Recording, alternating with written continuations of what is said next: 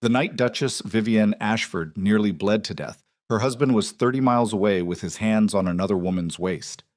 That is the fact England would whisper about for years, not in scandal sheets, not in courtroom testimony, but in drawing rooms where women with careful smiles leaned toward each other and spoke the Duke of Blackthorn's name the way you speak about a wound that never quite healed. Damien Blackthorn was the most powerful nobleman in England. He commanded fear the way other men commanded respect, and on the worst night of his wife's life, he was simply gone. Stay with this story, because what happened next is not what anyone expected, least of all him. The labor began just after 10 o'clock. Mrs. Harrow, the head housekeeper, heard the first cry from 2 floors below. Not a sound of pain exactly, more like something tearing loose from its moorings. And she dropped the candle she was carrying and ran. By the time she reached the Duchess's chamber, the maids were already clustered at the door in various states of uselessness, hands pressed to their mouths, eyes wide and helpless in the way of people who understand that something has gone badly wrong but lack the authority to say so aloud. "Move," Mrs. Harrow said. They moved. Inside the room, Vivienne Ashford, 23 years old, 7 months along, married to the Duke of Blackthorn for 2 years and 4 months, was gripping the bedpost with both hands and breathing in the deliberate, measured way of someone who has decided that panic is a luxury they cannot afford. Her nightgown was already damp at the hem. The fire in the hearth had burned low, and no one had thought to feed it, and the room was cold in the particular way of old stone houses in November. A cold that settled into the walls and refused to leave regardless of what you burned. "Where is Dr. Pemberton?" Mrs. Harrow said, not a question, an order delivered to the room at large. "Sent a rider an hour ago," said the youngest maid, a girl named Polly, whose hands were shaking. "He hasn't come yet." "And His Grace?" Silence. The kind that answers everything. Vivienne turned her head. Her face was pale in a way that had nothing to do with fear and everything to do with blood pressure dropping in real time. And her eyes? Gray, always gray, the color of water before a storm, fixed on Mrs. Harrow with an expression the housekeeper would remember for the rest of her life. Not anger, not desperation, something worse than both. The flat, exhausted recognition of a woman who has already done the math and arrived at an answer she didn't want. "He isn't coming," Vivienne said. Her voice was steady. That was the worst part. "Don't waste the riders." "Your Grace, we must be—" I said don't." She turned back to the bedpost. Her knuckles had gone white. "Send for the midwife from the village. Get more blankets. Stoke the fire." A pause, just long enough to be deliberate. "And close the door. I don't want an audience." Mrs. Harrow closed the door. She stood in the corridor for 3 seconds, which was as long as she could afford, and then she went to find someone to send for the midwife and someone else to locate the Duke, because those were 2 problems, and she only had authority over one of them. Damien Blackthorn did not know his wife was in labor. He would say this later, repeatedly, to anyone who asked, and several people who didn't. He would say it the way men say things that are technically true and morally catastrophic, with the careful emphasis of someone who has identified the one fact that might save him and intends to hold on to it regardless of what it costs everyone else. He did not know. That much was accurate. What was also accurate? He had been at the lakeside villa for 3 days. The villa belonged to Lord Ashby, a man whose primary social function was providing other men with places to conduct business they preferred not to conduct at home. Damien had ridden out on a Tuesday morning with 2 servants and no forwarding address left at Blackthorn, which was not unusual. He traveled often. He traveled without ceremony. He had spent the first year of his marriage treating his own home like a posting inn where he occasionally slept. Lady Celine Whitmore had arrived at the villa on Tuesday afternoon, which was also not unusual, because she had been arriving places that Damien happened to be for the better part of 8 months. She was 26, unmarried by choice rather than circumstance, possessed of a face that commanded attention and a mind that operated 3 moves ahead of the room at all times. She had identified Damien Blackthorn as a target the way a hunter identifies terrain. Not with desire exactly, but with the cold professional appreciation of someone who understands exactly what is at stake and has already decided the outcome. Damien, for his part, understood none of this. He thought she was simply a woman who found him interesting. Men of his position frequently made that mistake, and it cost them in proportion to how long it took them to recognize it. "You should stay another night," Celine said. They were at the window. Outside, the lake was dark and perfectly still, and the sky had the greenish tint of a storm building somewhere to the north. Damien had a glass of brandy in his hand that he hadn't touched in 20 minutes. "I told you," he said. "I'm leaving in the morning. You've been saying that for 2 days." "I mean it this time." Celine tilted her head. She had a way of looking at him that was simultaneously attentive and slightly amused, as though she were watching a man attempt something she already knew he would fail at. "Your wife sent 3 letters in the past week," she said. "Did you read them?" "I don't discuss Vivian with you." "Of course not. You simply don't read her letters and discuss something else with me." She picked up her own glass and turned away from the window with the unhurried grace of someone who has never needed to rush toward anything in her life. "I'm only curious what she writes about, whether she knows." Damien set down his glass. Something moved through his face, not guilt, not quite, but its biological precursor, the animal awareness that a line has been approached. "Knows what exactly?" "What you've been thinking about." Celine looked at him over her shoulder. "What you've been saying to me for months. Whether she can read it on you when you come home." She paused. "Can she?" The fire cracked. Outside, the first thunder rolled in from the north, distant and patient, a sound like a warning from someone who has decided not to raise their voice. Damien didn't answer. That was its own kind of answer. What he did not know, what Celine did not tell him, was that Vivian's most recent letter had not discussed feelings or suspicions. It had informed him that she had been experiencing early contractions for the past 4 days, and that the physician was concerned and that she wanted him home. It had been a careful letter. Vivian wrote all her letters with care, the way someone walks across ice, deliberately, without sudden movements, conserving weight. She had not begged. She had stated facts, because she had learned that begging Damien Blackthorne for anything produced approximately the same result as begging the weather. The letter had been intercepted 3 days before it reached him. Celine had a contact among the Blackthorne household staff, a footman named Ellis, who had debts and the moral flexibility that tends to accompany debts. And Ellis had been quietly managing Damien's correspondence for months. Anything from Vivian, anything that might bring the Duke home ahead of schedule. The replacement letter, the one Damien eventually received, if he received it at all, said simply that Vivian was resting comfortably and did not require his presence. Vivian had not written that letter. By midnight, the storm had arrived. It came with the full theatrical conviction of an English November. Lightning over the moors, rain driving horizontally against the windows, wind that found every gap in the old stone walls of Blackthorne and turned the corridors into something that hummed. The servants moved through the house in clusters, because moving alone felt wrong tonight. The house itself seemed to know something was happening in its east wing and did not approve. The midwife arrived at 11:30, a woman named Agnes Croft, who had delivered most of the children in a 20-mile radius, and who walked into the Duchess's chamber with the brisk, no-nonsense energy of someone for whom this was Tuesday, regardless of what it felt like to everyone else. She took one look at Vivian, and her expression changed in a way she could not entirely conceal. "How long?" she said. 3 hours, Vivian said. She was on the bed now, propped against pillows, her face the color of old candle wax. There was a quality to her stillness that wasn't calm. It was the stillness of someone who has put everything unnecessary down in order to carry the one thing that matters. "Something's wrong. Tell me what's wrong." Agnes did not insult her by denying it. "You're losing more blood than I'd like." The child is positioned correctly, but you're early, Your Grace, and there's no pretending otherwise." "Then tell me what I need to do." Agnes told her. And Vivian did it. Every instruction, every demand her body made, with a focus so complete it was almost frightening. Polly, who had been pressed into service as the additional pair of hands the midwife required, would say later that she had never in her life seen anyone fight the way the Duchess fought that night. Not with rage, not with drama. With a kind of ruthless, quiet determination, as though she had located some deep interior lever and was holding it down with both hands regardless of the cost. 3 times during those hours, Vivian thought she was going to die. Not in a dramatic, swooning way.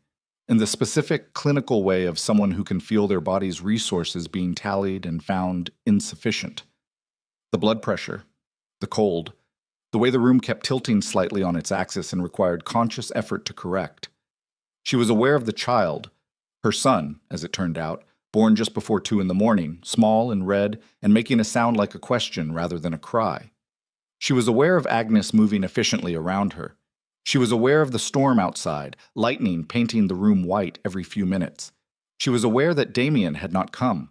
That awareness sat in her chest the way a splinter sits in a finger, not constantly agonizing, but always there, a small hot point of pressure that flared whenever she moved in a certain direction.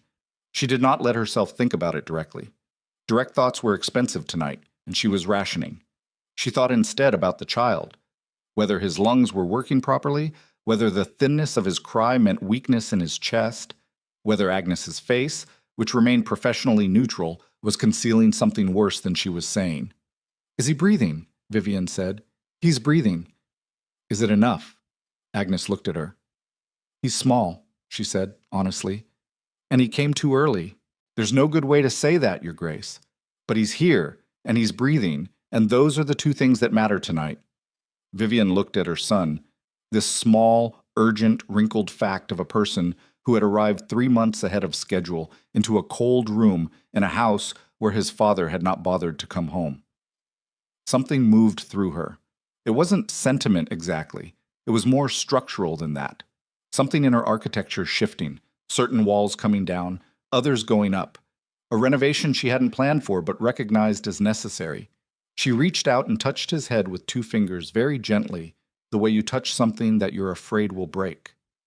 "You came early," she said quietly, to him specifically, not to the room. "You'll have to learn to do that everywhere. The world doesn't wait." Agnes, pretending to be busy with something at the foot of the bed, said nothing. Outside, the storm began to thin. The lightning grew less frequent. The rain, which had been hammering the windows with genuine intent, settled into something steadier and less dramatic. The house stopped humming.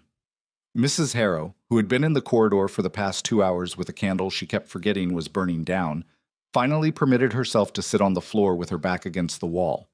Her hands were folded in her lap. She was not a woman given to strong expressions, but her face in that corridor, alone except for the guttering candle, held something that looked very much like controlled fury. The writer they'd sent for the Duke had returned 3 hours ago. His Grace, the writer reported, had been located. His Grace had received the message. His Grace had said he would depart in the morning.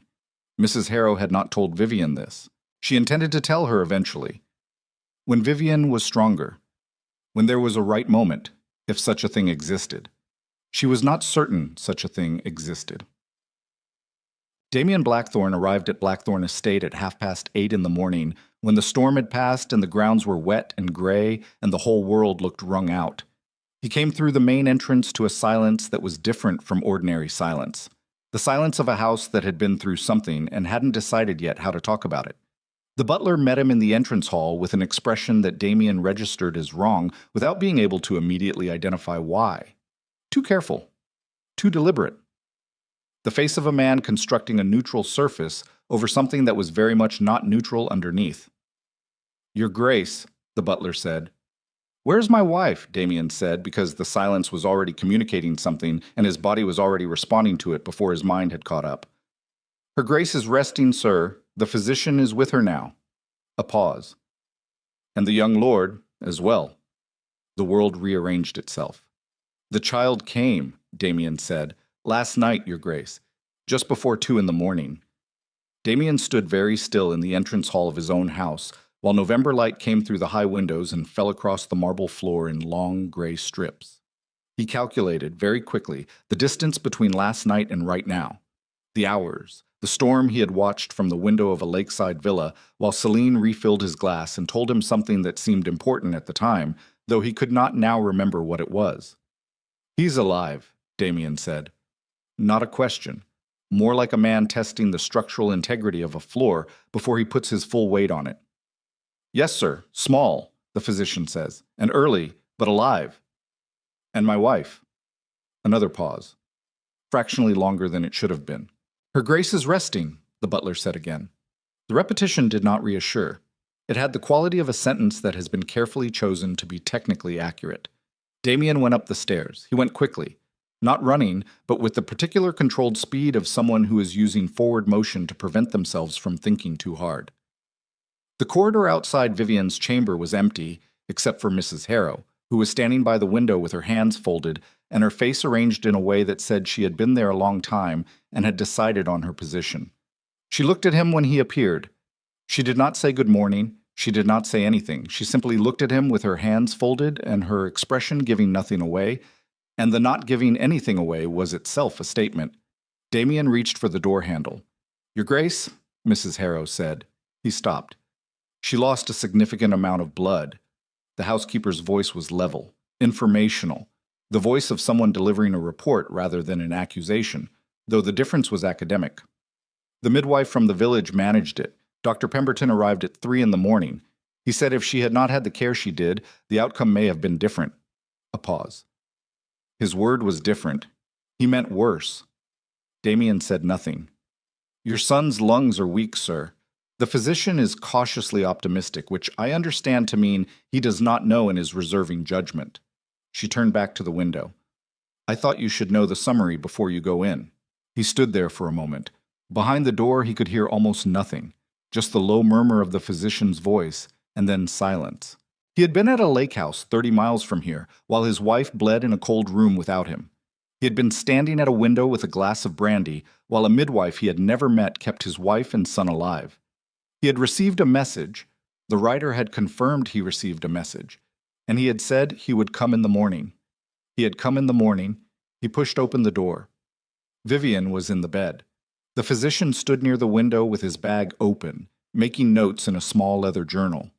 In a cradle beside the bed, a cradle that had been prepared months ago in anticipation of March, not November, there was a very small bundle wrapped in white that was producing the faint, persistent, somewhat questioning sound of a newborn who has not yet made up his mind about the arrangement. Vivian looked up when the door opened. She looked at Damien. That look was the thing that would stay with him. Not the physician's expression, which was carefully professional. Not the room, which smelled of herbs and something metallic beneath them. Not even his son's voice, thin and real, in the cradle beside her. Vivian's face, when she looked at him, was not angry. Anger would have been something. Anger had heat in it, had energy, had the implication that she still expected something from him, and had been denied it. What was on her face instead was simpler and worse than anger. It was the face of a woman who had needed something very desperately and had stopped needing it sometime during the night, not because she got it, but because she found a way to survive without it, and survival had required her to put it down permanently. She looked at him. She didn't speak. Damien opened his mouth. "Don't," she said. Her voice was quiet. Not cold. Coldness would have been a temperature, would have implied its own opposite. This was something that had moved past temperature entirely. "Vivian, I said don't." She turned her head toward the cradle, toward the small, uncertain sound coming from it. "His name is Edward," she said, to the room, not to Damien specifically. "I decided last night." He hadn't been consulted. He understood, standing in the doorway of his own son's birth room, that this was not an oversight. The physician had turned toward the window with the focused attention of a man who has decided this portion of the scene does not include him. The cradle went on, making its small sound. Vivian's hands were folded over the blanket, and she was looking at the wall, and the morning light was coming through the window in the gray, used-up way of light after a storm, and everything in the room was carrying the weight of a night that Damien had not been present for. He stepped inside. He closed the door behind him. He stood at the foot of the bed, and he looked at his wife, and he had absolutely nothing to say that was going to be sufficient. He knew this. He was a man who dealt in sufficiency, who had spent his entire life ensuring that he had the right leverage, the right information, the right position before he committed to anything. He had never in his adult life stood somewhere and had nothing. "I didn't know," he said finally, because it was the only thing that was true. Vivian looked at the wall. "The letters," he started. "Damien." Her voice, when she said his name, had the quality of a door being closed, not slammed, closed deliberately, with the latch clicked carefully into place. "I would like you to meet your son." He came around the bed. He looked into the cradle. Edward Blackthorne was smaller than Damien had expected, smaller than he thought a person could be, and still contain what people contained. His face was red and slightly startled looking, as though he had arrived somewhere and was still taking stock. His hands were clenched at his sides in the instinctive way of newborns, holding on to something that wasn't there. His breathing was audible. That was the wrong word, but it was the word Damien kept coming back to, the visible work of each breath, the small chest lifting and settling with an effort that should not have been visible. Something happened in Damien's chest. It was not a comfortable thing. It was the kind of feeling that arrives before a man has decided whether he is going to acknowledge it, and then is simply there regardless. He reached down and touched the baby's hand. The tiny fist opened slightly, automatically, the way newborns' fists open, without volition, the pure animal reflex of it, and closed around Damien's finger. He stood like that for a long time. When he finally looked up at Vivian, she was watching him. Something had shifted in her face. Not warmth, not forgiveness, nothing he had any right to. But she was watching, and watching was something, was the last remaining thread of something that had been much larger and much stronger before last night pulled at it. The physician says his lungs need watching, Vivian said. I know. He'll need consistent care, consistent presence. The emphasis was fractional. It was also unmissable. Damien held his son's hand. Yes. Good, she said, and she turned away from him again toward the window, toward the gray morning, toward some internal position she had constructed during the night that was fortified and self-sufficient and did not include a door. He was still holding the baby's finger when the physician cleared his throat and mentioned gently that the Duchess needed to rest. Damien straightened. He looked at his wife, the back of her head, the deliberate line of her shoulders. He went to the door. He stopped with his hand on the handle. Behind him, Vivian said nothing. The baby made its small, questioning sound. Outside the window, the storm was entirely gone, and the sky was the flat, empty white of a slate wiped clean. I'm going to find out what happened, Damien said. Still nothing from Vivian. The letters. Why I wasn't... He stopped, pressed his hand against the door, started again. Something isn't right with how this happened, and I'm going to find out what it is. The silence stretched, then, from the bed, quietly, without turning. 3 letters, Damien. Her voice was almost conversational. Almost. I sent you 3 letters in the past week. Did you read any of them? He had read one. The one that said she was resting comfortably and did not require his presence.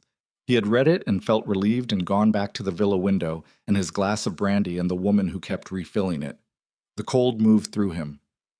No, he said, which was the only honest answer left. I don't think I did. The door opened before he could touch the handle. Ellis the footman stood in the corridor. Ellis, who had been with the Blackthorn household for 3 years. Ellis, who Damien had never had a reason to examine too closely. Ellis, whose face in this moment had the particular quality of a man who has made a calculation and is discovering it was wrong. Behind Ellis, Mrs. Harrow. And in Mrs. Harrow's hand, a small stack of letters, 5, perhaps 6, unopened, their seals broken and repressed with the slightly too careful smoothness of someone who had opened them and done their best to close them again. She held them out to Damien. Her eyes went briefly, deliberately, to Ellis, then back to the Duke. Damien looked at the letters. He looked at Ellis. He looked at the handwriting on the top envelope. Vivian's handwriting, unmistakable, careful, and precise the way she did everything. The date on the top letter was 10 days ago. Your Grace, Mrs. Harrow said, very quietly, I think there is something you need to know. The letters were not the worst of it. That was the thing Damien kept circling back to, standing in the corridor outside his wife's chamber with 5 intercepted envelopes in his hand, and a footman in front of him who had run out of things to look at that weren't the Duke's face. The letters were evidence of something. The letters pointed at something larger and colder and more deliberately constructed than a footman with debts could have designed on his own. Damien understood systems. He had built enough of them to recognize one when it was pointed back at him. He looked at Ellis. Ellis had the look of a man who has been calculating his odds for the past 30 seconds and doesn't like the numbers. Inside, Damien said. He said it the way he said most things, without raising his voice, without particular emphasis, in the flat, even register of a man who has not needed volume in a very long time, because the absence of it tends to produce more fear than the presence of it. Ellis went inside. Mrs. Harrow followed. Damien came last and closed the door to the small sitting room at the end of the corridor, the one that faced the moors, the one with the window that was always slightly cold no matter the season. He set the letters on the table. He did not sit down. How long? He said. Ellis said nothing. His jaw worked slightly, the way a man's jaw works when he is deciding between two versions of a story and hasn't committed to either one yet. I'm going to ask you one more time, Damien said, and then I'm going to stop asking and start assuming, and my assumptions will be considerably less favorable to you than the truth. How long? 8 months. Ellis's voice came out smaller than he probably intended. Approximately. The number landed in the room and sat there. 8 months. Nearly the entire duration of Vivian's pregnancy. Damien did the arithmetic without wanting to. The letters that hadn't arrived, the messages that had gone unanswered, the times he had wondered briefly whether Vivian had stopped trying and concluded that she had, and decided this meant something about her rather than examining the infrastructure of how his mail was being managed. Who? Damien said. Ellis pressed his lips together. The name, Damien said, or I start with what I already know and work outward, which will take considerably longer and involve considerably more people, and you will be among the last to benefit from whatever arrangement you're hoping to negotiate. A pause. Then, Lady Whitmore. The name did not surprise him. That was its own revelation. The not surprise of it, the way the pieces assembled themselves into a shape he had already been looking at without registering what it was. Celine. 8 months of managed correspondence, 8 months of Vivian's letters arriving as silence, or as forgeries, smooth and falsely reassuring, telling him his wife was fine, that she did not need him, that everything at Blackthorn was quiet and well. He had believed it because he had wanted to. That was the part that would cost him, not Celine's mechanism. Mechanisms could be dismantled. The part that would cost him was the 8 months of choosing not to look too closely at something that confirmed what was convenient.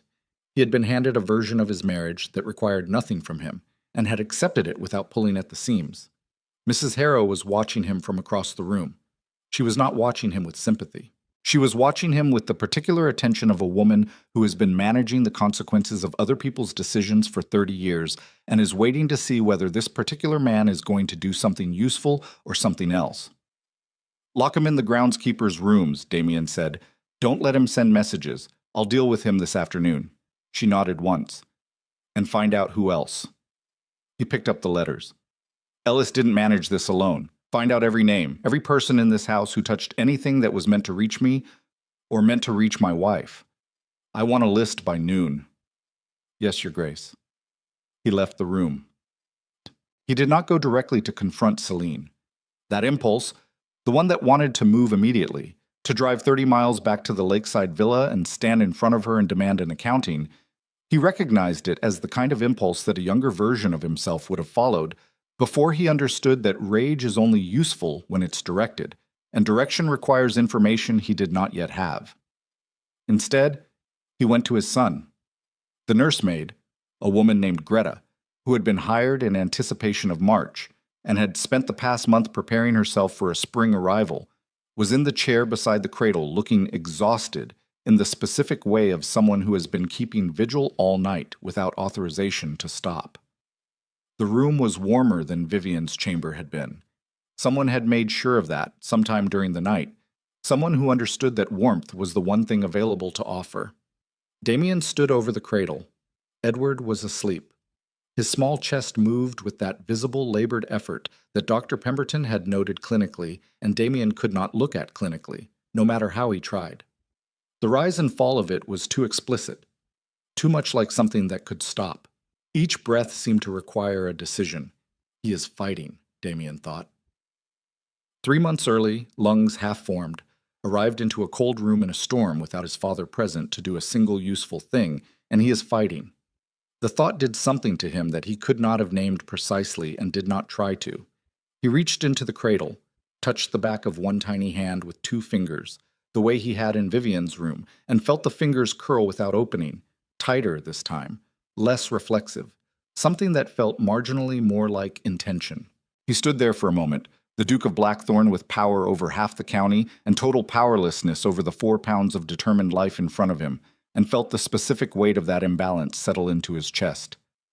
He took to feeding well, Greta said carefully from the chair. Twice in the night. That's a good sign, Dr. Pemberton said. Yes, Damien said. He's small, but there's something in him. She seemed to realize she was offering an opinion to a duke and adjusted her posture. "Forgive me, Your Grace." "Don't," he said. He straightened. "There is something in him. You're not wrong." He left the nursery. He went to his study. He sat at his desk for the first time in 4 days. And he looked at his correspondence. The real correspondence. The stack that Ellis hadn't managed to intercept. And he started from the beginning. The message he sent to the lakeside villa arrived at noon. It was brief. Damien wrote briefly when he was most serious. Ornament in language was something he associated with uncertainty, with the impulse to pad what was thin, and he had never been uncertain in his professional life about what he wanted. The message said only that his business at the estate required his immediate and extended attention, and that he trusted Lady Whitmore would understand. The message that came back arrived at 3 in the afternoon, which was faster than the distance warranted. Celine had been waiting. "I heard about your wife. I'm so relieved she's recovering. These early arrivals are frightening. Do take care of yourself, Damien. I'll be here when things settle." He read it twice. She had heard about Vivian. Of course she had. A network of household informants who had been feeding her information for 8 months would certainly include someone capable of relaying the night's events by morning. She knew the child had come early. She knew Vivian had survived. And her response was this: 4 sentences calibrated to be concerned without being alarmed, warm without being presumptuous, patient in the way of someone who expects to wait and has no doubt about the outcome. "I'll be here when things settle," as though this were a temporary disruption, as though Damien's life were a schedule that had been inconveniently rearranged and would return, in due time, to its prior configuration. He set the letter down. He picked up a pen. He was very still for a moment. Then he wrote a different message, not to Celine, but to Lord Ashby, whose villa it was. He required a complete list of every guest who had stayed at the Ashby estate in the past year. He required it with the authority of the Blackthorn title behind it, which meant he required it by tomorrow, and what he intended to do with the information thereafter was his own business. He sent 3 more letters before evening, 2 to men in London whose usefulness lay in their access to information that moved in spaces Damien could not reach directly. 1 to his solicitor, framed as a general inquiry into the legal dimensions of correspondence interference and household employment law, which was both technically accurate and entirely insufficient to describe what he had in mind. At 6 o'clock, Mrs. Harrow appeared in the study doorway with the list he had requested. 4 names: Ellis and 3 others, a parlor maid, an underfootman, and the household's external messenger, who had been routing Vivian's outgoing letters through a redirected address for the past 7 months. Damien read the list. He folded it once and put it in the desk drawer and locked the drawer. "All 4 are confined to quarters," Mrs. Harrow said. "I've told them nothing except that His Grace wishes to speak with them at his convenience." "Good. The physician has been again to see Her Grace and the young lord." A pause. "She's asked that you not be sent for unless she requests it." He absorbed this without changing his expression. That was its own kind of discipline. The ability to absorb things without the face giving a receipt. He had cultivated it over 20 years of managing men who looked for weakness in the hinge points, who watched eyes and jawlines and the slight tension around a mouth for anything they could use. "Is she well enough to have that be her choice?" he said. "She is well enough," Mrs. Harrow said, "that Dr. Pemberton believes the crisis has passed. And yes, I believe it is her choice." He nodded once.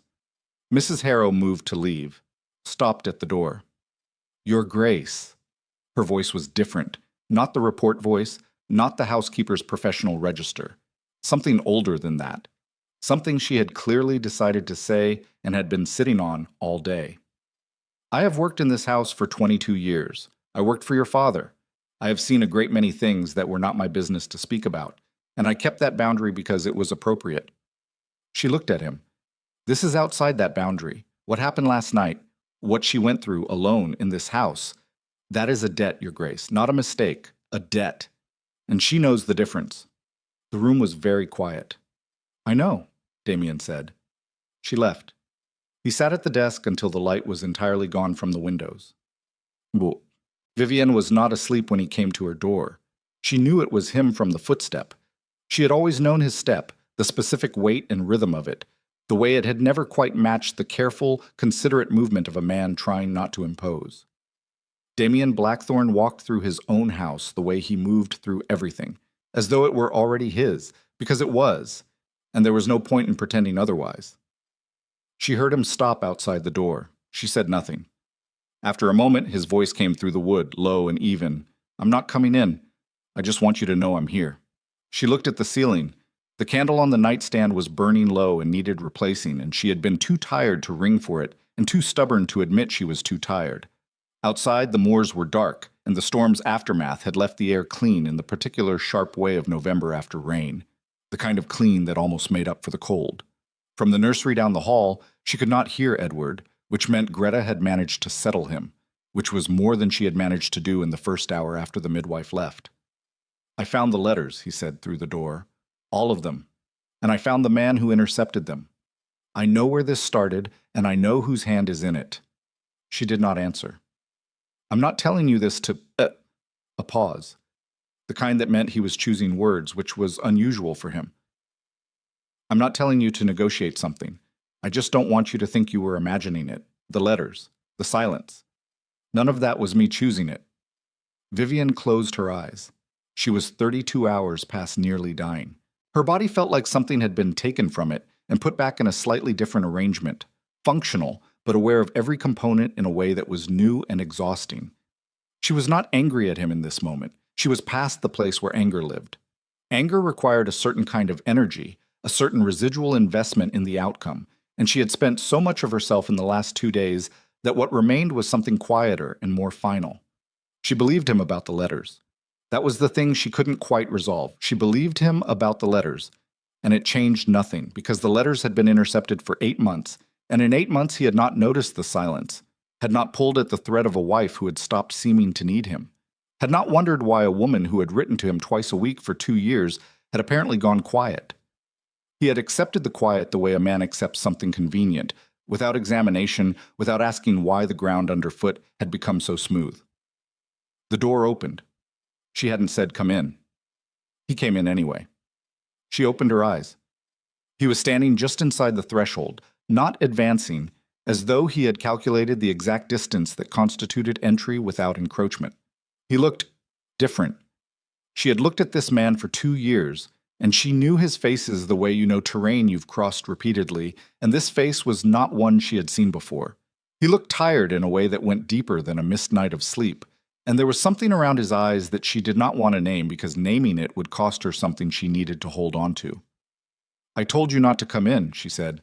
"I know." "Then why?" He looked at her for a long moment. "Because I needed to see that you were all right. I needed to see it myself." "I'm alive," she said, the words flat and precise. "That's as far as I can get right now." "I know." "Do you?" She shifted against the pillows, too tired for the careful management of tone she usually employed around him. "Because you said the same thing in the corridor this morning, and I've been trying to figure out since then what exactly it is you think you know. You know I almost died. You know Edward is small. You know someone in your household has been managing your correspondence for 8 months. She looked at him directly. "Do you know what it was like to be in this room last night without you? Not in the abstract. Do you know what that actually was?" He held her gaze. He did not look away, which she noted, because there were things he had looked away from before. "No," he said. "I don't, and I'm not going to pretend I do." "That's the first honest thing you've said to me in longer than last night." The candle guttered. Neither of them moved to address it. "I'm going to deal with this," Damien said. "Celine, the staff, all of it. I'm going to dismantle every part of what she built in this house, and I'm going to make certain nothing like this." "Damien!" Her voice stopped him the way a wall stops forward motion. "I don't care about Celine right now." He waited.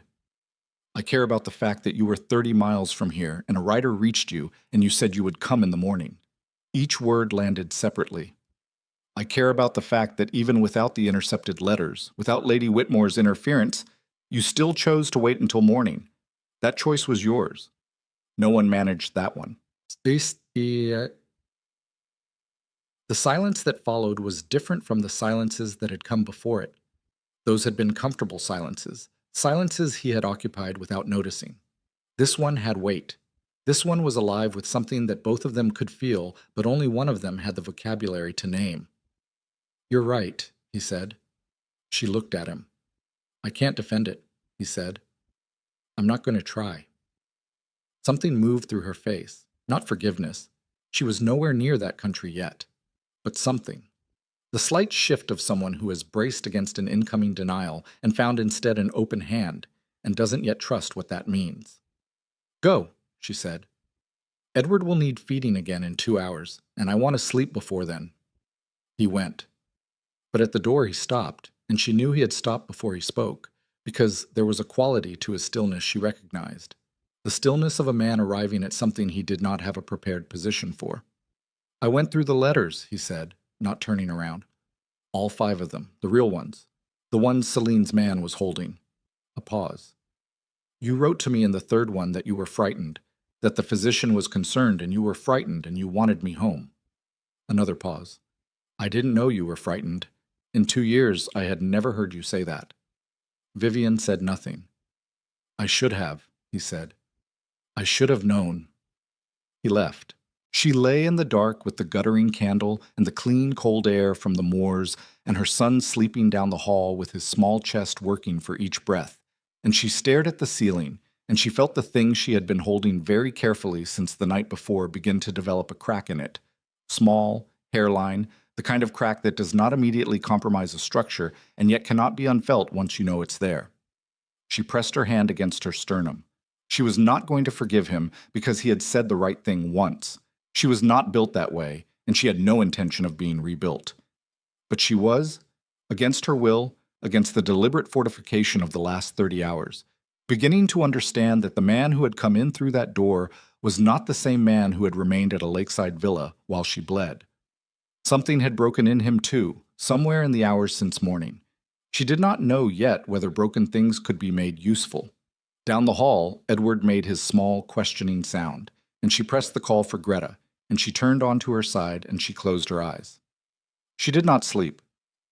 In a room she could not see, in a house 30 miles away, a woman named Celine Whitmore received the 2nd message from Blackthorn Estate that day. Not from Damien, but from the last informant she had not yet been informed was compromised, and read it twice and set it down, and looked out at the dark lake with the expression of someone revising a plan they had thought was finished. The revision was not small. She had not accounted for Vivian's surviving. Celine Whitmore had not survived 36 years in English aristocracy by being careless. She had survived it by understanding one thing that most people in her position refused to understand, that the moment you stopped planning for the worst outcome stopped being a contingency and became a schedule. She had grown up watching women of her class treat security as something that arrived on its own, through the right marriage, the right alliance, the right set of circumstances aligning at the right time. And she had watched those same women dismantled, one by one, when the circumstances shifted.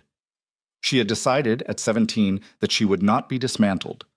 She had been working toward that decision every day since. The message from Blackthorn had arrived at 9:30 in the evening, not from Damien. That was the first wrong note. In 8 months of managed correspondence, every message that moved between the villa and the estate had carried either Damien's hand or the neutral administrative language of household staff relaying his instructions. This message came from a different hand entirely, cramped, hurried, the writing of someone who had composed it quickly and under pressure. It was also unsigned, which meant whoever sent it was already uncertain whether they would be in a position to claim authorship. 4 names given. Ellis and 3 others confined. His Grace knows the source. You should leave before morning. Celine read it, set it down on the table beside the window, picked it up, and read it again. She was not panicking. Panic was a young person's response to information, the response of someone who had not yet learned that information was only useful when you held still long enough to read it correctly. What she felt instead was something colder and more precise. The sensation of a plan encountering friction, the need to reassess load-bearing structures and identify which ones could bear additional weight. Ellis was gone.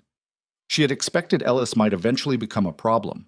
He was a man of ordinary intelligence and extraordinary debt, and those 2 qualities in combination produced a ceiling on reliability.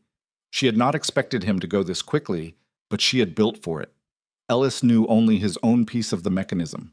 He could give Damien names. He could confirm 8 months of managed correspondence. He could not tell Damien the full scope of what she had constructed, because Ellis had never been given that view. The question was what Damien had already figured out independently. She looked out at the lake.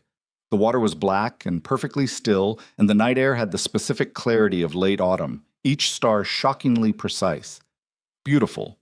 The way things are beautiful when you're looking at them through the lens of a decision you haven't made yet. She had not accounted for Vivian surviving. That was the honest assessment. The physicians had been concerned. She had a contact, a different contact, not in the household but adjacent to it, who had confirmed the early labor was dangerous, the blood loss significant. Celine had calculated a range of outcomes and weighted them accordingly, and in the weighted range, the probability that Vivian Blackthorne would be a functioning obstacle 36 hours after an emergency premature delivery had been low. The probability had been wrong. She began to compose. Not letters, not yet. She began at the desk beside the dark lake to compose the next version of the plan, the version that operated without Ellis, without the household network, without the quiet infrastructure she had spent 8 months building. She had done more with less before. She had built her entire position in English society out of less. What she had now that she had not had at 17 was access to rooms, to conversations, to men who owed her in the specific, careful ways that men accumulate debts when they think no one is keeping records. She had letters of her own, not intercepted ones. Letters written to her by men who had trusted her with information they should have protected, who had said things in the particular looseness of intimate confidence that had seemed reasonable at the time and would look catastrophic on paper. Among those letters was a recent one from Damien, not romantic. She had been careful about that. Damien was a man who kept physical distance precisely because he understood that proximity was a form of commitment, and Celine had respected that instinct because crossing it prematurely would have ended everything. The letter was instead something more useful. Damien, in a moment of frustration with the political situation in London, had written to her about certain financial arrangements that were not intended for general knowledge, arrangements involving 2 other powerful families, a parliamentary vote, and a sum of money that moved through 3 intermediary accounts before reaching its destination. On its own, the letter proved nothing criminal. In the right hands, framed correctly, delivered at the right moment, it could end him. She did not want to use it. She wanted, still, the outcome she had been building toward. Damien's confidence, Damien's proximity, and in time, the position that proximity implied. The letter was a last resort. Last resorts had a way of becoming first resorts once you pulled them out, and she understood that using it would mean choosing a different kind of victory than the one she had planned. She closed her fingers around the pen. Not yet. She would give herself until morning to see how the situation developed before she decided whether she was playing offense or defense. She did not sleep. Damien left for London on the 4th day. Not for Celine. He had not gone back to the villa, had not sent another message, had not so much as spoken her name since the corridor conversation with Mrs. Harrow. He went to London because 2 of the men he had written to had responded with information that required a face-to-face conversation, the kind of conversation that could not happen by letter and should not happen with any intermediary present. He told Vivian before he left. She was in the sitting room adjacent to her chamber. The first day she had been permitted out of bed on Dr. Pemberton's cautious authorization, in a chair by the window with Edward in her arms and the particular expression of exhausted vigilance she had worn continuously since the birth. The baby was awake, which still surprised Damien slightly every time, the fact of his being awake and present and opinionated about it in his small, wordless way. London, Vivian said. 2 days, 3 at most. She looked at him. He had learned in 4 days that she had approximately 6 different ways of looking at him, and they were all distinct, and he was still mapping them. This one was the look that was withholding judgment while collecting information. The men I wrote to have something, he said. I need to see it in person. Related to Celine. Yes. She looked back at Edward, adjusted the blanket with a practiced efficiency that 4 days of new motherhood had apparently produced from nothing. And when you have what they have, she said, what exactly do you intend to do with it? Expose her, publicly, if necessary, completely. At what cost to you? He paused. The fact that you paused, she said, still looking at the baby, tells me there's a cost. There's always a cost. I'll manage it. You'll manage it, she repeated flatly, in the tone of someone who has heard this sentence before and knows its track record. And if the managing requires things that make everything worse before they get better, Vivian, I am a person in this situation, Damien, not a room you leave and come back to. I would like to be consulted on things that will affect my life and my son's life before they are decided. The room was very quiet.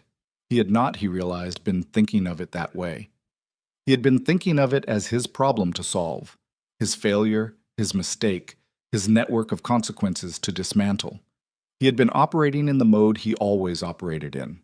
Identify the threat, assess the resources, execute. The fact that the threat had grown in the soil of his marriage, and that his marriage contained a person who had standing opinions about the growing and the dismantling, had not been fully integrated into his planning. You're right, he said, for the second time in 4 days. It was getting easier, which seemed wrong, but he did not examine that. Tell me what you know, she said. He told her.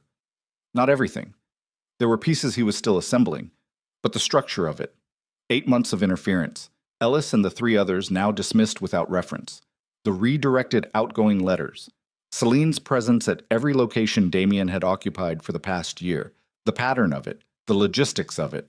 How it would have required a level of prior planning that preceded their meeting. Vivian listened without interrupting. The baby slept against her chest. She was planning this before she met you, Vivian said when he finished. Yes. So you were the target specifically, not just an opportunity. My title, my seat, my political position, yes. She was quiet for a moment.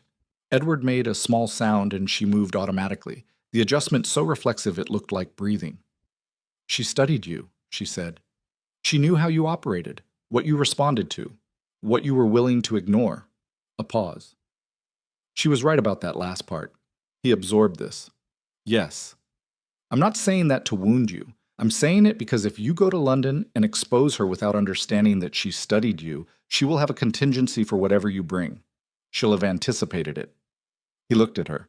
She was looking at the window now, at the gray November moors, with the expression of someone thinking several steps ahead of where they were standing. He had married this woman and spent 2 years treating her as peripheral, as present, but not particularly load-bearing. And in 4 days of crisis, she had demonstrated a mind that operated in the same register he operated in, only quieter, and therefore invisible until she chose to deploy it. What would you do? He said. I would find out what she has on you, Vivian said, before I moved against her, because she will have something. A woman who plans 8 months in advance does not walk into an exposure without a prepared response. London. 2 days. He had already been planning to ask the right questions, but she had sharpened the question. Not just what Celine had done, but what Celine was holding. I'll be back in 3 days, he said. Vivian nodded once. Then, without looking at him, be careful. It was not warmth. It was something more provisional than warmth. But it was real, and it was directed at him, and he held on to it for the entire 4-hour ride to London in the way a man holds on to something he is not sure he deserves, but is not yet willing to put down. Oas. The first meeting was with a man named Graville, who operated at the intersection of political intelligence and aristocratic gossip in the way that certain men in London specialized in, knowing which of those 2 categories any given piece of information actually belonged to, and charging accordingly for the distinction. Greville had 3 things for him. The first was a guest record. Lady Celine Whitmore had stayed at the Ashby Villa 9 times in the past 14 months, twice before Damien had ever been there. She had been there first. She had established herself in Ashby's social orbit with the specific patience of someone laying groundwork. And when Damien began using the villa for his own purposes, she was already there. The second thing was a name. A solicitor in Gray's Inn who had been conducting what appeared to be background research into the Blackthorn estate and its financial arrangements for approximately 10 months. Not Celine's solicitor of record. A different man, paid through an intermediary, producing reports that had been delivered to a postal address that resolved through 3 degrees of separation to a property in Celine's name. She had been studying the estate. Not just Damien, the estate, the finances, the entailments, the vulnerabilities in the inheritance structure. Damien sat across from Greville in a private room in a private club and felt something he had not felt in a very long time. He felt it in his sternum, a cold and very specific pressure, the feeling of recognizing that the ground under his feet was less solid than he had been assuming. The third thing Greville had was the part that changed the temperature of the room. "There's a letter," Greville said. He had a careful face, the kind built for delivering information without absorbing any of the reaction. "I became aware of it through a secondary channel. It appears to be in your hand, Your Grace, directed to Lady Whitmore, written approximately 6 weeks ago. The content as described to me involves financial arrangements relating to the Pemberton Bill." He paused. "The secondary channel suggests she is prepared to use it." Damien was still. The Pemberton Bill. A parliamentary vote 3 months prior, one that had affected the tax arrangements of 4 major estates, including Blackthorn. The financial movement Greville was referring to was legal in structure and deeply compromising in appearance, money that had moved to influence the outcome of a vote, through channels that were opaque by design. Damien had written the letter in a moment of frankness that he had not considered risky, because he had believed he was writing to a woman he could trust with frankness. He had been wrong. "She hasn't used it yet," Greville said. "Because she still wants the other outcome," Damien said. His voice was even. He could feel his own pulse in a way that was unusual. "She'd rather have the position. The letter is insurance." "That's my read as well." He looked at the table. There was a glass of brandy in front of him that he had not touched, and he looked at it now with the mild abstraction of a man whose mind is moving faster than his face. He had walked into London thinking he was the hunter. The letter meant he was also the prey, had been for weeks. Celine had constructed a position that worked in either direction. If Damien came back to her willingly, she had what she wanted. If he moved against her, she had leverage sufficient to destroy what he was trying to protect. He thought of Vivian's voice. "Find out what she has on you before you move against her." She had known. Not the specifics. She couldn't have known the specifics. But she had known the shape of it, the logic of it, the way a woman who plans 8 months in advance does not reach the end of the plan without a weapon for every contingency. He rode back to Blackthorn the next morning instead of staying for the second meeting. He found Vivian in the nursery. She was standing over the cradle with her back to the door, and she did not turn when he came in because she had already heard his step in the corridor and had been waiting for it. Edward was awake, doing his small, effortful breathing, his hands working at nothing. "That was fast," she said. "I have what I need." "And?" He came to stand beside her. They both looked at the baby for a moment, this strange new fact of their shared life, this small person who had arrived too early into a marriage that had not been ready for him and somehow persisted regardless. "She has a letter," he said, "from me. It involves the Pemberton vote." Vivian was quiet. Then, "How bad?" "Bad enough that if it surfaces in the wrong hands at the wrong moment, it ends my seat and possibly my freedom." The nursery was warm. Greta was elsewhere. Outside the window, the afternoon light was thin and very clean, the light of a November day that had decided to make an effort. "She's going to use it," Vivian said. Not a question. Not if she still thinks she can get the other thing she wants. "Which is you?" "Which is this?" He gestured slightly. The house, the title, what it all represented. "Me is just the mechanism." Vivian turned to look at him. He met her eyes. Hers were gray and steady and doing that thing they did now, the thing they had started doing since the night of the storm. That assessment, that weighing, the measuring of the distance between what he said and what was true. "If you expose her," she said slowly, "she releases the letter. If you don't expose her, she has permanent leverage over you. And over this family." She looked back at Edward. "That's the position she's built." "Yes." "Which means the only way out is to find the letter before she uses it, or make it irrelevant." "The first is difficult. I don't know where she's keeping it." "And the second?" He was quiet for a moment. Making something irrelevant meant getting in front of it, disclosing it on his own terms, to the right people, framed correctly, before she could deliver it as a weapon. It meant a controlled demolition of something he had spent years building, accepting a smaller loss to prevent a larger one. It was the kind of decision that required a particular capacity for self-overruling that he had never previously needed to develop. "The second is possible," he said. Vivian said nothing. "It would mean going to Lord Harcastle before she can reach him, telling him myself. The arrangements, the letter, all of it." Hardcastle was the senior political figure most implicated by the Pemberton vote, the man with the most to lose, and therefore the most incentive to help manage the exposure. It would cost something, but it would take the weapon out of her hands. He felt Vivian looking at him, really looking. "You'd have to be honest," she said. Her voice had a quality he couldn't immediately classify. "Not managed, not strategic, actually honest." "Yes." "About something that exposes you." "Yes." "You've never done that." The words were not cruel. They were simply accurate, delivered in the flat, clear register of someone who has been observing a person for 2 years and is now reporting what they saw. "No," he said. "I haven't." The baby made his small sound. The afternoon light moved slightly as a cloud passed. Somewhere in the house a door opened and closed.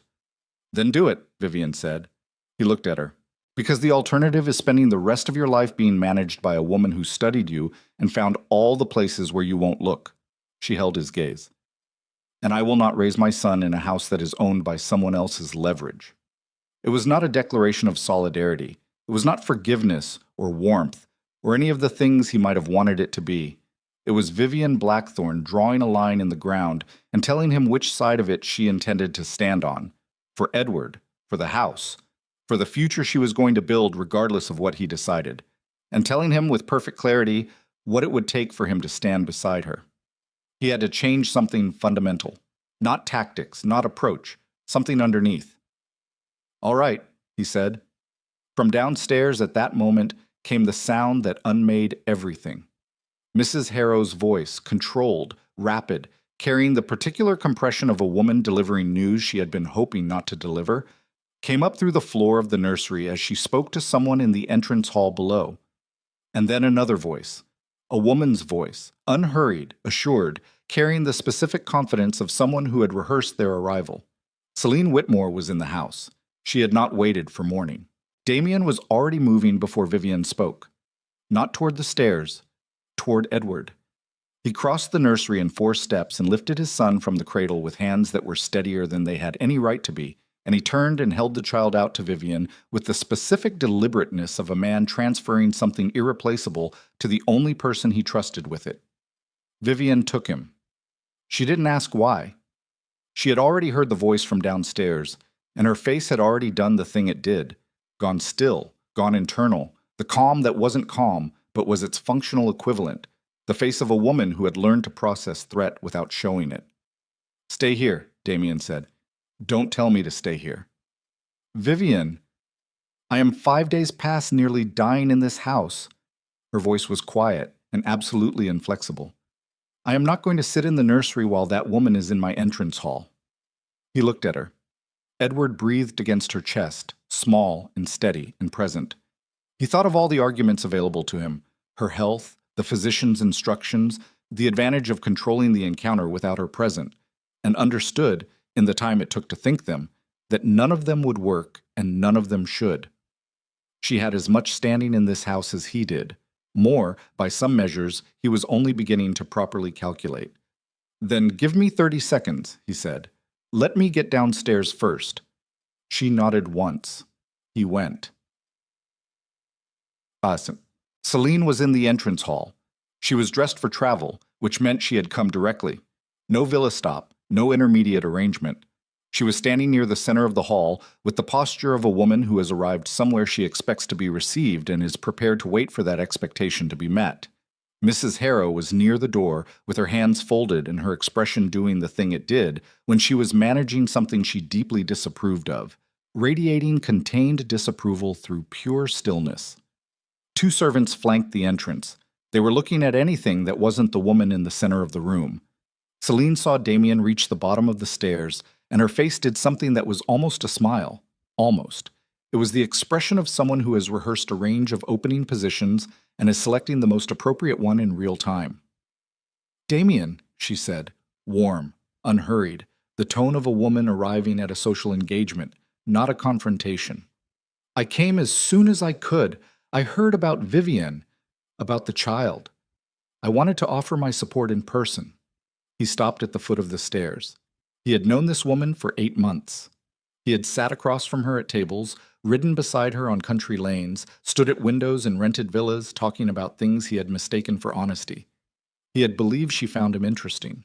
He had believed it was simple, desire or ambition in its ordinary, manageable form, the kind of thing that every man in his position navigated regularly and filed under known risks. He understood now that he had been looking at a clock and believing it was a mirror. "Mrs. Harrow," he said, without taking his eyes off Celine. "Leave us." "Mrs. Harrow hesitated one fraction of a second, just long enough to register that she wanted to argue, and then left. The two servants followed. The entrance hall went quiet with the specific quality of a space that has been recently vacated and is aware of what remains. "You look tired," Celine said.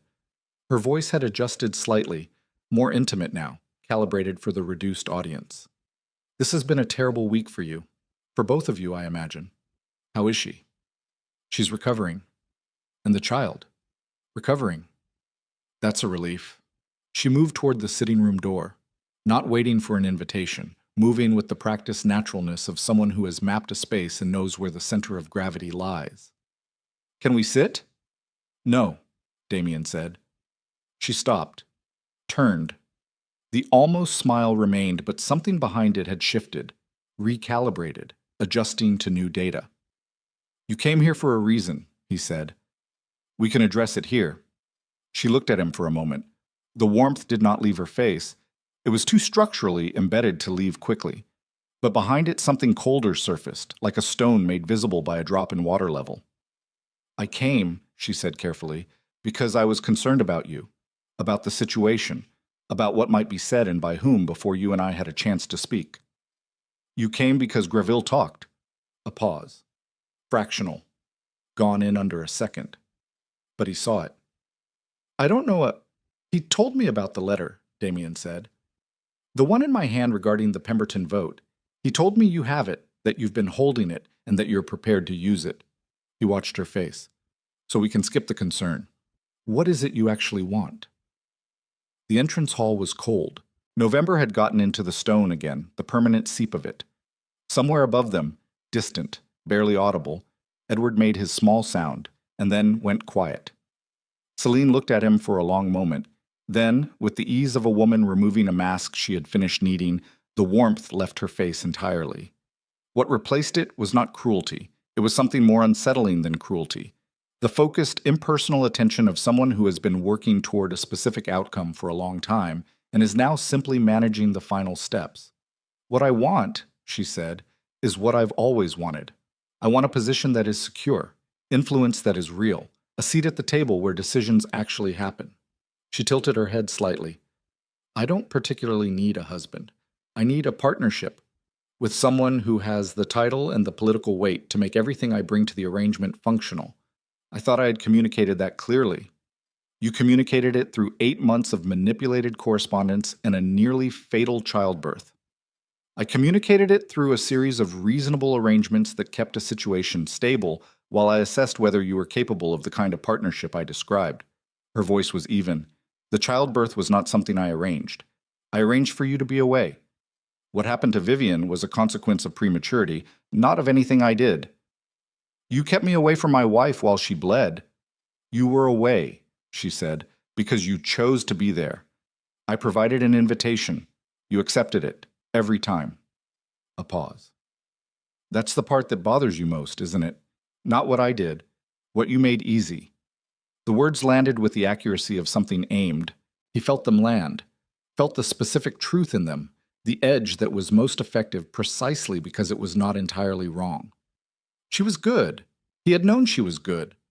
What he had not understood until now was that her particular skill was not manipulation in the ordinary sense, but something more refined, the ability to locate a man's existing inclinations and create conditions in which he followed them to her preferred destination, so that afterward he could not point to any single moment of being forced. It required a target who was already moving in a useful direction. He had been moving in a useful direction. "The letter," he said, "is in a safe place. I want it back." "I imagine you do." "Name a price." She smiled. A real one this time.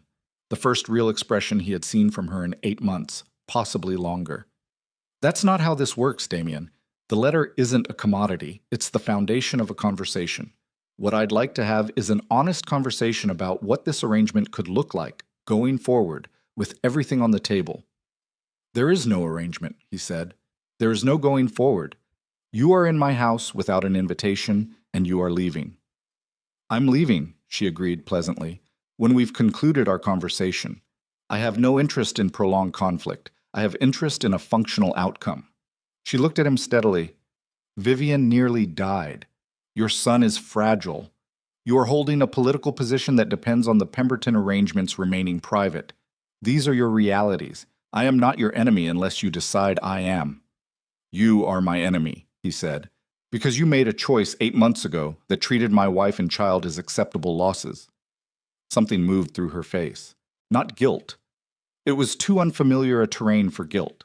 Something closer to impatience. The impatience of a person who has assigned a low priority to a consideration that someone else is insisting on weighting heavily. Your wife is alive, Celine said.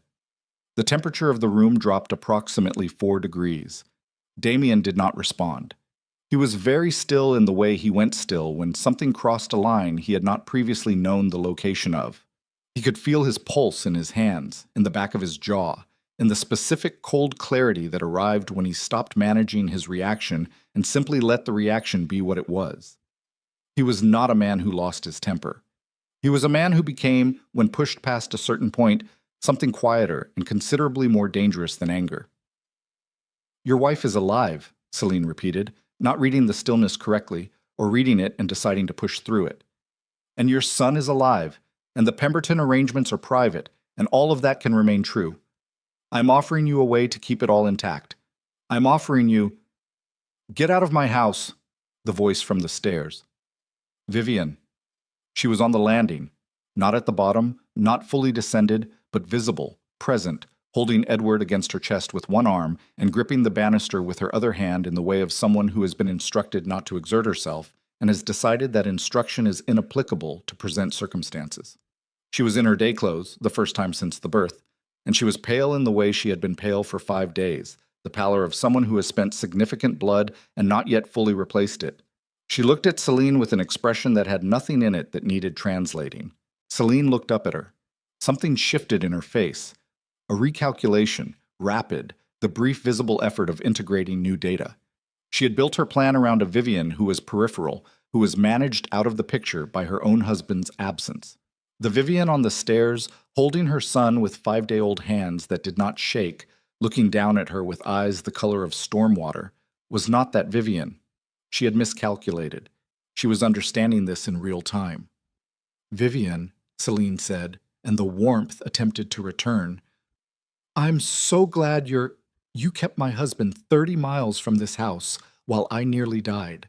Vivian's voice was level, lower than usual. The level of it was worse than volume would have been. You paid servants in my home to intercept my letters. You planned this, not as an accident, not as a consequence, but as a deliberate strategy, and now you are standing in my entrance hall discussing arrangements. A pause. I am 5 days past a premature labor with significant blood loss. I have not slept more than 3 hours in a row. I am in no condition to be gracious. Another pause. Get out. Celine was quiet for a moment. She looked at Vivian, then at Damien, then back at Vivian with the expression of a woman revising her model of the situation at significant speed. The letter, she started. Use it, Vivian said. Damien looked at his wife. Use it, she said again, still looking at Celine. Release it. Send it to whoever you think will do the most damage with it. Because my husband is going to Lord Harcastle this week, and he is going to disclose every arrangement in it himself, on his own terms before you can. She shifted Edward slightly against her chest. You built a position that depends on Damien being afraid of exposure. He is going to remove that foundation, and when he does, the letter is worthless. A pause. So use it now if you're going to. It won't matter by Friday. The entrance hall was perfectly silent. Celine looked at Vivian for a long moment. The calculation behind her eyes was visible now in a way it had never been.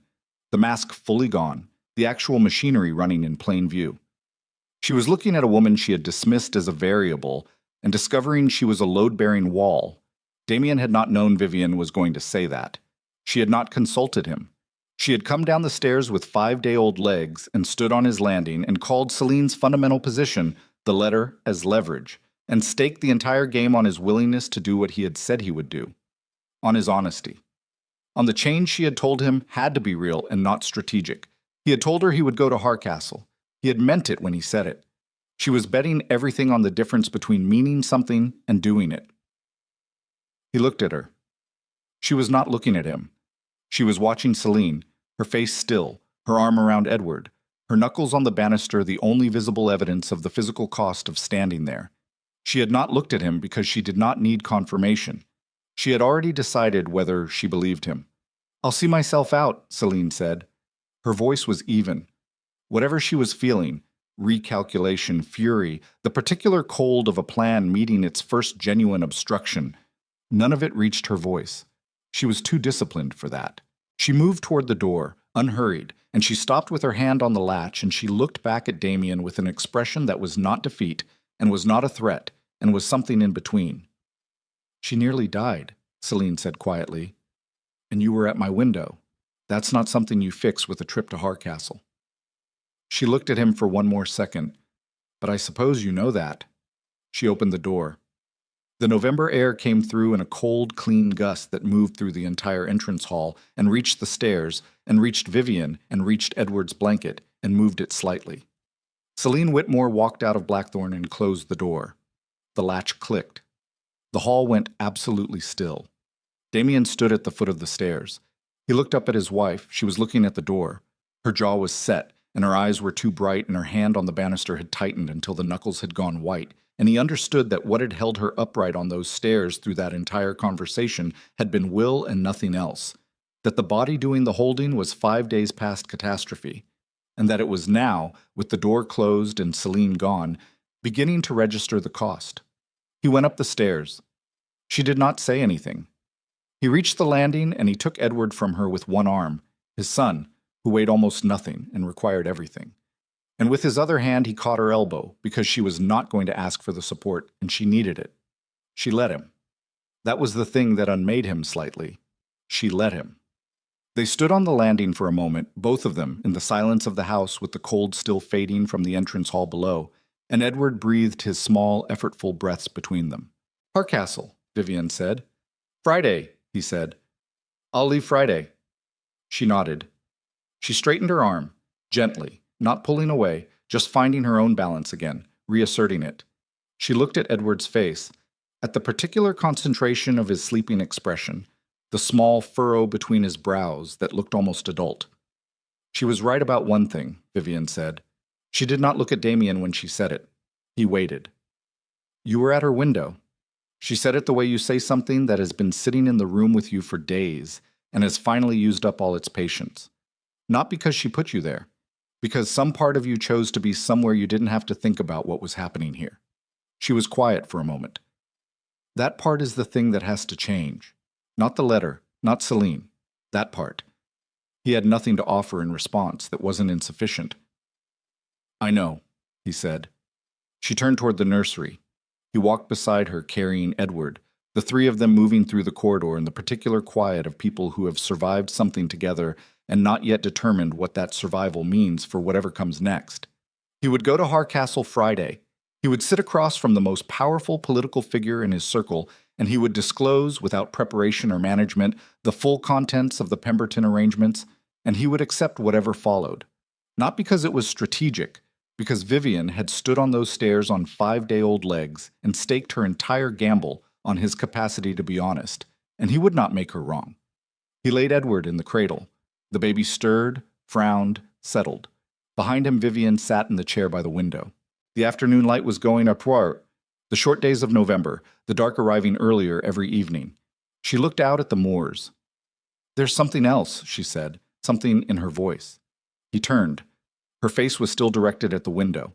The light was on her profile, and in that light, thin and honest and unsparing, he could see how much the last 5 days had cost her, how much the last 5 minutes had cost her, and beneath that, something else, a new quality, recently arrived, that hadn't been there before, a kind of determination that was not the same as her ordinary resolve. This had a different shape, harder at the edges, less negotiable. I received a letter this morning, she said, before you came back from London. I wasn't going to tell you until after Celine. He waited. It's from my sister. She turned from the window. Her eyes met his. Charlotte is in London. She's been speaking to people in Celine's circle. She says Celine has been circulating a different story. Not the Pemberton letter, something else. She held his gaze. She has been telling certain people in London society that Edward is not your son. The floor did not move. The walls did not move. The nursery was perfectly still, the candle on the table burning without flicker, Edward in the cradle breathing his small, steady breaths. Damien stood in the silence of the room and understood that the confrontation he had thought was finished had not finished, had not even fully begun. Celine had been in this house 20 minutes ago.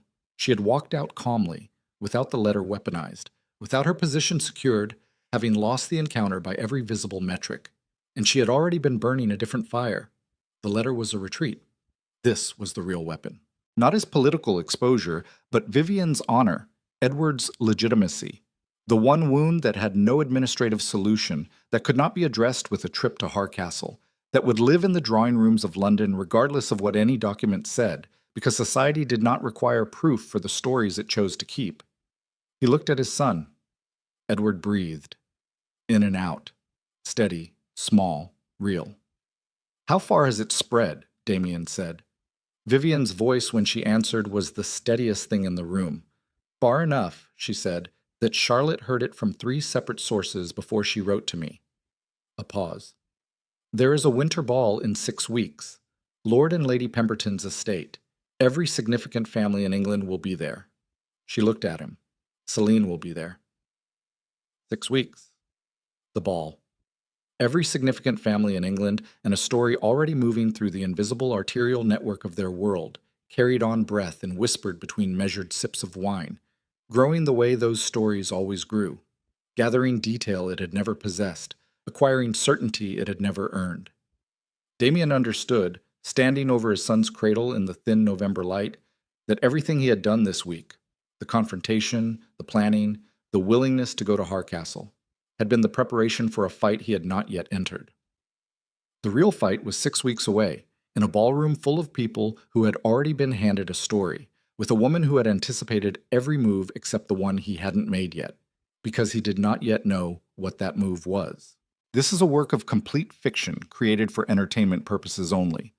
All characters, events, and situations depicted are entirely imaginary. 6 weeks is a long time when you are learning to be a different person. Damien understood this in the way you understand things that have no theoretical dimension, not as a concept, but as a daily physical fact, the way hunger is a fact, the way cold is a fact.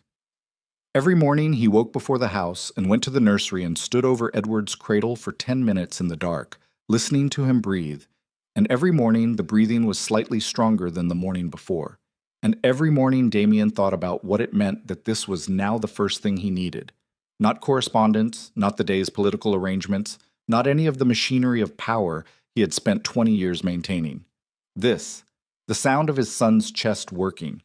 He went to Hardcastle on a Friday, as promised. He sat in the man's study in London, and he laid the Pemberton arrangements on the table, and he explained them without management or preparation, in plain language that left no interpretive exits. Hardcastle listened with the expression of a man receiving information he had suspected for some time and had hoped would organize itself without his direct involvement. When Damien finished, Hardcastle was quiet for a long moment. "You're getting ahead of something," Hardcastle said. "Yes." "A letter." "Yes." Hardcastle looked at the papers on the table. He was 62 years old and had survived 5 administrations by understanding precisely when a controlled exposure was preferable to an uncontrolled one. He picked up the papers, read them once more, and set them down. "I'll need 2 weeks to manage the framing," he said. "If this surfaces on my terms and yours simultaneously, it's a financial irregularity. If it surfaces on someone else's terms, it's a scandal." He looked at Damien steadily. "You understand the difference?" "Yes." "And the woman with the letter?" "I'll handle her." Hardcastle nodded once, with the crisp finality of a man closing a door on a room he does not intend to revisit. "Then we understand each other." Damien rode back to Blackthorn the same evening. He walked into the house at 10 o'clock, handed off his coat, and went directly to Vivian's sitting room, where she was awake by the fire with a book she was not reading and Edward in the cradle beside her chair. She had taken to keeping him close in the evenings, a decision that had nothing to do with medical necessity and everything to do with something more primary than that. He sat in the chair across from her, and he told her everything Hardcastle had said, every word, without selecting which parts were useful for her to know. She listened. She asked 2 questions. She nodded. "Good," she said. That was all. But the way she said it, not relieved, not approving, simply acknowledging a thing completed, told him more than a longer response would have. She had expected him to do it. She had stopped waiting to see whether he would, and moved on to what came next. That shift in her expectations, small and unannounced, cost him something he did not have a name for and would not have traded. The 6 weeks passed in that register. Not warmth, not yet, not reliably, but a gradual and unsentimental thaw, the kind that happens in the ground before it happens in the air. He was present. That was the first and most repeated fact of those 6 weeks. He did not travel. He did not find reasons to be elsewhere. He sat at his desk in the house he had previously treated as a posting inn, and he worked, and he ate dinner at the table where Vivian sat, and he went to the nursery in the dark and stood over Edward's cradle, and the accumulation of those days built something that had no dramatic moment of construction, only the evidence of itself in retrospect. Edward gained weight. The physician stopped using the word cautious in front of optimistic. His cry lost its questioning quality and acquired something more declarative, more certain of its own right to be heard.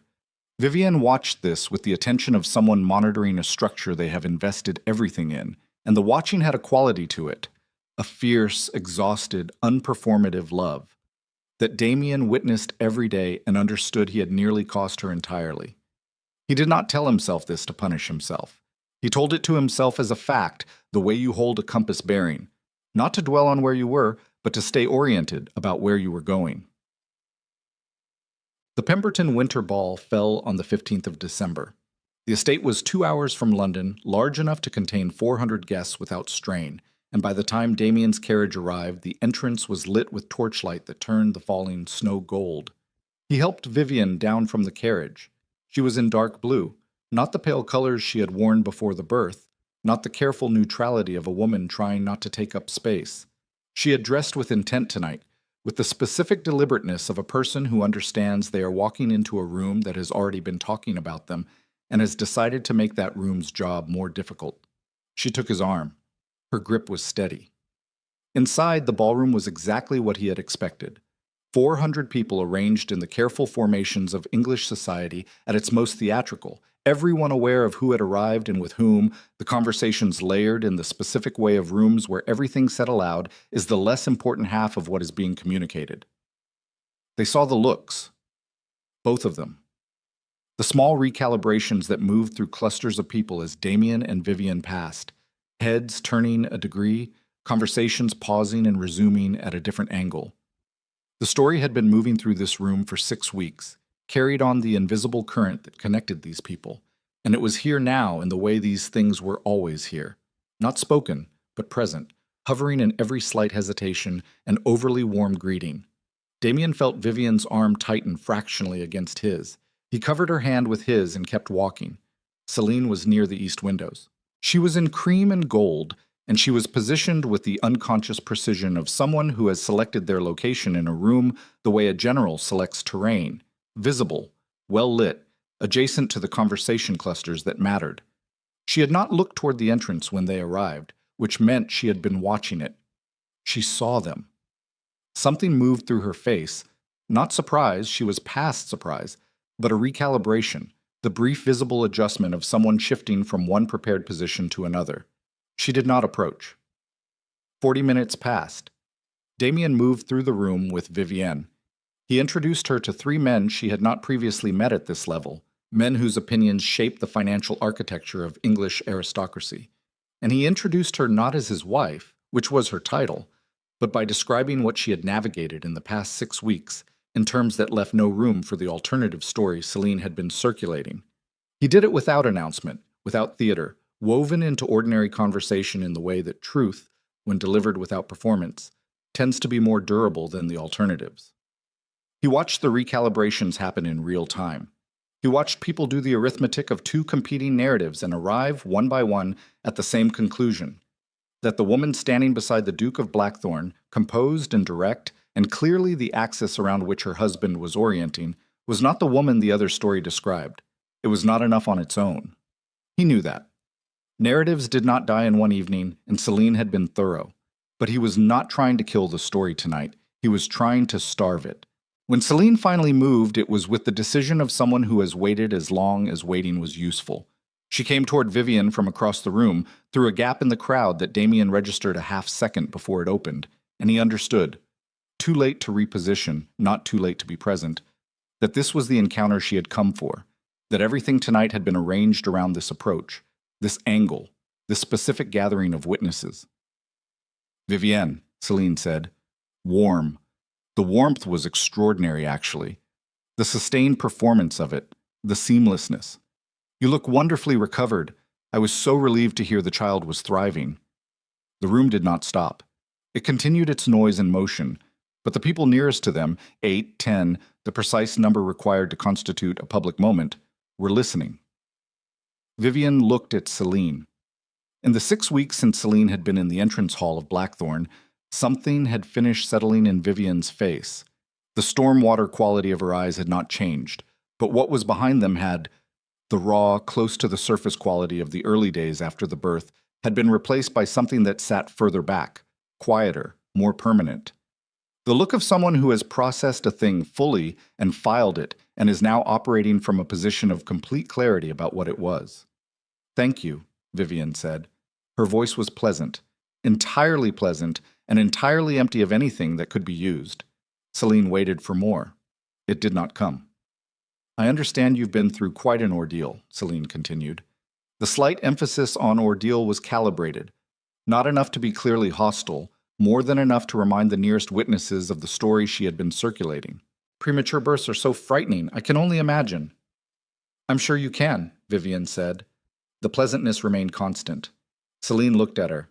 Then, with the decision of someone who has assessed the terrain and found the approach she wanted.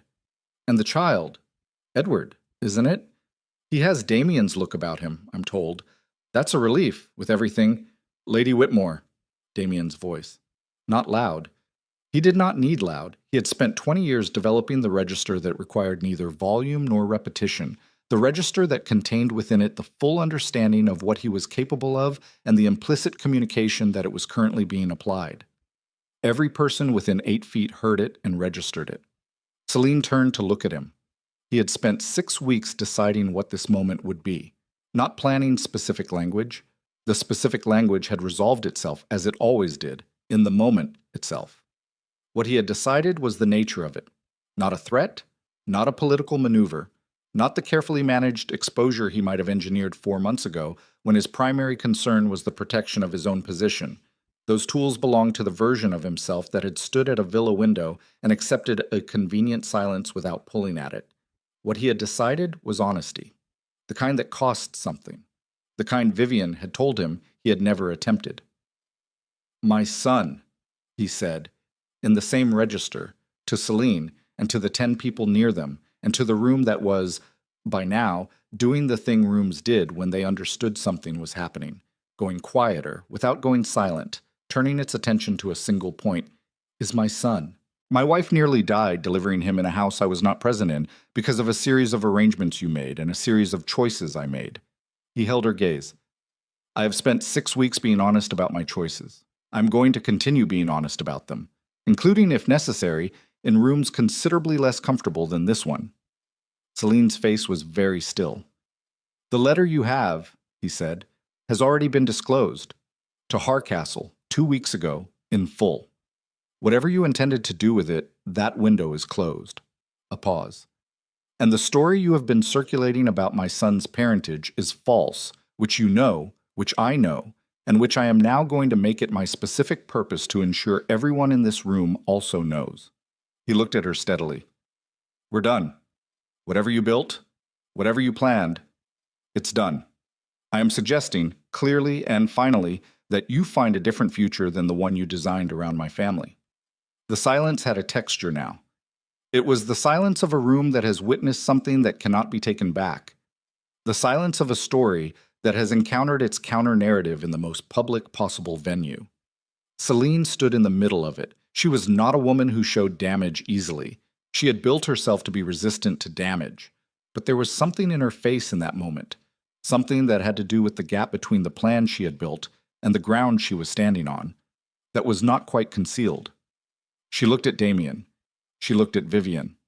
She made, in the space of approximately 3 seconds, the calculation she had been making and revising for 8 months, and arrived at a final answer. She turned and walked away. Not hurrying. She did not hurry.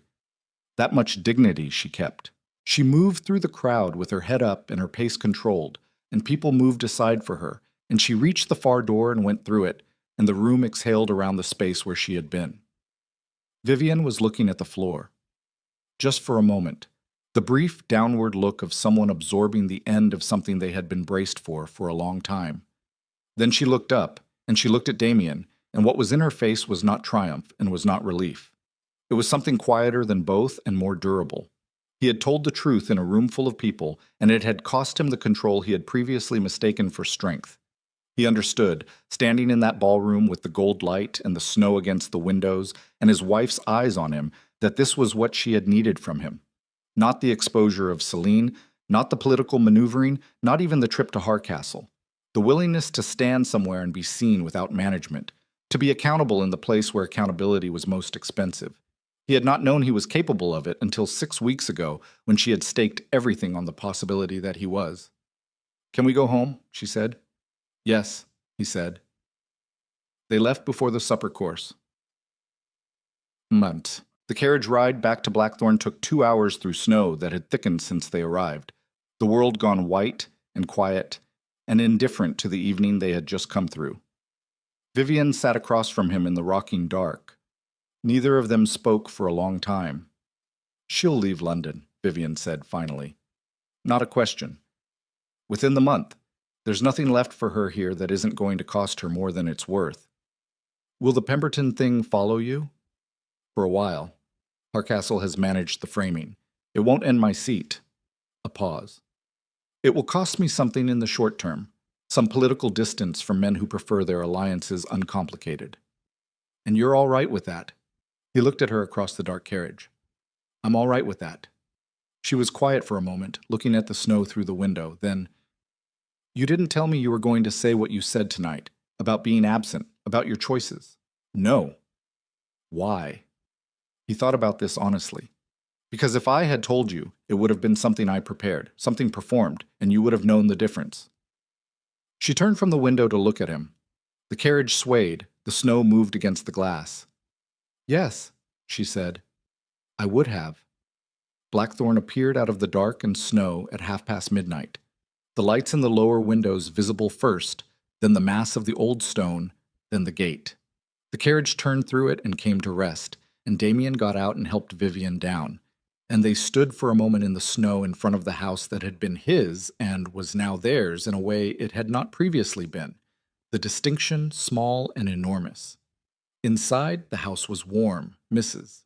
Harrow had stayed up, which she would not acknowledge as anything other than ordinary professional practice, and she took their coats with her usual brisk economy and told them that Edward had been settled for 3 hours and had taken his feeding without complaint and was, in her professional assessment, considerably more opinionated than he had been last week, which she delivered as a medical report and which Damien understood as the highest possible endorsement. They went to the nursery. Edward was asleep. He was bigger than he had been 6 weeks ago. Not dramatically, not in a way you would notice if you had only met him once, but in a way that the people who had watched him fight his way through the first weeks of his life recognized as something earned. His face, relaxed in sleep, had Vivian's line to the jaw and something around the brow that Damien could not trace to either of them, and had decided simply belonged to Edward, who was already, at 6 weeks old, in possession of a personality that had no interest in being attributed to anyone but himself. Damien stood over the cradle. Vivian stood beside him. They stood there together in the quiet of the house, in the warmth of the nursery, in the particular silence of two people who have been through something that cannot be undone and are still standing on the same side of it. Not unchanged, He was not fool enough to think that what had happened left anything unchanged. He had been cracked open like old stone by water finding its way through, and he would never be the precise shape he had been before. And he understood now that this was not loss. It was the necessary cost of being a different kind of person than the one he had been. The person who stood at villa windows, who accepted convenient silences, who confused the management of his life for the living of it. Vivienne reached into the cradle and touched Edward's hand. The tiny fingers curled, the reflex that was not quite reflex anymore, that had been acquiring intention week by week. "He's going to be difficult," she said softly. "Yes." Strong-willed, stubborn. "Yes."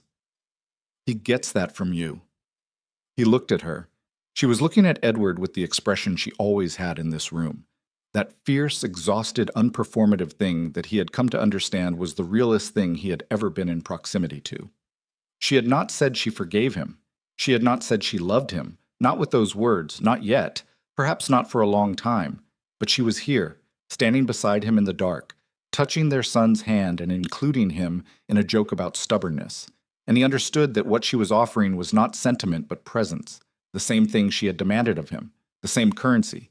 And that it was, from a woman who had nearly died alone in this house while he was 30 miles away, an act of considerable courage. He reached into the cradle and covered her hand with his, very lightly, the way you touch something you have come close to losing and have not yet stopped being afraid of. She did not move her hand away. They stood like that for a moment, the three of them, the sleeping child, the woman who had survived everything that had been thrown at her and come out the other side with her spine intact and her eyes clear, and the man who had spent 6 weeks learning what it cost to be worthy of the word trust. And outside the windows the snow fell without urgency on the moors and the old stone of the house that had been cold for a long time and was, very slowly, learning to be warm. "Come to bed," Vivienne said. She did not look at him when she said it. She pulled her hand gently from beneath his and moved toward the door, and paused at the threshold, and did not look back but waited. He took one more look at his son, at the small chest rising and falling in its steady, hard-won rhythm, at the face that belonged entirely to itself. Then he crossed the nursery and went to the door where Vivienne was waiting, and they left the room together, and behind them Edward breathed on in the dark, quiet, and certain and entirely unaware of the story he had been born into, and had, simply by surviving it, already begun to change. 1 year later, the Blackthorn name would mean something different than it had meant before that November storm. Not because the scandal had been erased. Scandals did not erase, they simply became part of the sediment, but because the man who carried the name had stopped carrying it the same way. He carried it now the way you carry something you have chosen rather than inherited, with the knowledge of what it cost and the decision, renewed every morning over a cradle in a dark nursery, to be equal to it. Vivienne became, in that year, the woman England had not known she already was, present at every table her husband sat at, consulted on every decision that affected the estate and the people on it, moving through the aristocracy with the specific authority of someone who has been tested at the level that matters and has not broken. Not fearsome in the way Damien was fearsome, differently, more interesting. The kind of authority that comes from having no performance left, from having shed it all in a cold room in November and come out the other side with only what was real. And Damien Blackthorn, the most powerful nobleman in England, learned in the year after the storm what he had never had occasion to learn before, that the hardest thing a man built the way he was built could do was not intimidate or dominate or endure. It was to stand in a room full of people and be seen without armor. To say, to anyone who asked, that he had been absent when it mattered, and had spent every day since then choosing to be present. To say it not as confession, but as fact, with the flat clarity of a man who has stopped needing the version of himself that would have been too proud to say it. He was not good at it, not naturally. It was work, every day. Some days harder than others, but he did it. On the anniversary of the night he almost lost everything, he sat beside Vivienne at the Pemberton ball. Different year, same room, the room that had witnessed the end of Celine's architecture and the beginning of something that had no name yet, except ongoing. And he held her hand at the supper table without minding who saw, and she let him, and Edward was at home with Greta, sleeping through the night for the first time, with the confident unconsciousness of a child who has no doubt about where he is or whether he is wanted. Damien looked at his wife.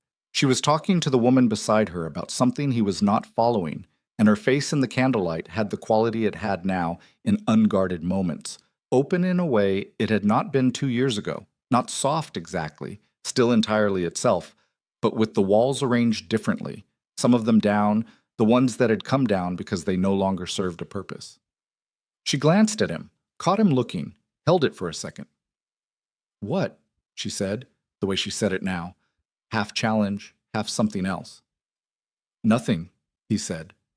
She looked at him for another moment with those gray eyes that had seen every version of him and had chosen, against all reasonable odds, to remain in the same room as the current one.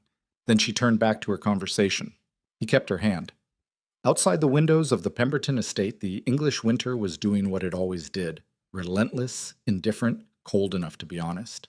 Inside, the candles burned and the room was full of people who told stories about each other to make sense of a world that refused to hold still. And somewhere in the middle of all of that, without announcement, without drama, Damien Blackthorne held his wife's hand in a room full of witnesses and understood that this ordinary, costly, irreplaceable thing was the only title that had ever mattered.